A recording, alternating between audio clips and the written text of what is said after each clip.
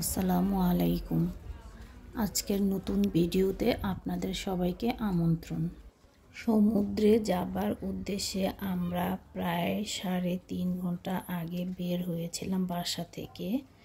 এখন গাড়ি পার্কিং করে সমুদ্রের দিকে এগোচ্ছি। মারের একদম পাশে আমরা এক বাঙালি ভাইয়ের দোকান পেয়েছিলাম। তার ব্যবহার খুবই অমায়িক ছিল এবং অন্যান্য সবার থেকে যা দাম রাখে তার চেয়ে আমাদের কাছ থেকে কমই রেখেছিলেন। ইতালির ভেনিস শহরে বসবাসরত এক বাঙালি ভাইয়ের ছেলে কিছুদিন আগে পানিতে পড়ে মারা গেছে। বাচ্চাটির বয়স প্রায় 12 বছর হবে হয়তো। জানি না কিভাবে কোন অসচেতনতার কারণে আসলে বাচ্চাটি পানিতে পড়ে গিয়েছে।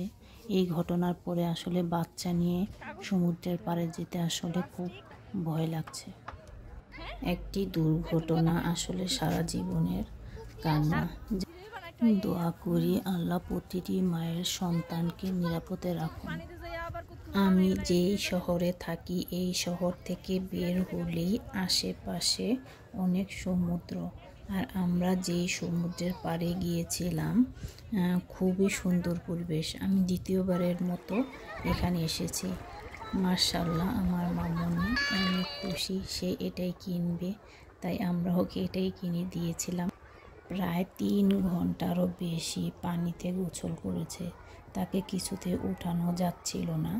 যাই হোক, বুঝিয়ে তাকে উঠানো হয়েছে। আমার ভাতিজির খুব একটা দুঃখ ছিল যে তার দাদুকে নিয়ে আসতে পারেনি।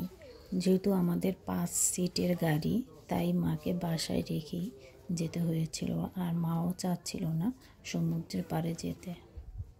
আমরা ফ্রেশ হয়ে আবার বাঙালি ভাইয়ের দোকানে আসছিলাম, কারণ আমি কিছু প্রয়োজনীয় জিনিস কিনে রেখে গিয়েছিলাম, যাওয়ার সময় নিয়ে যাব।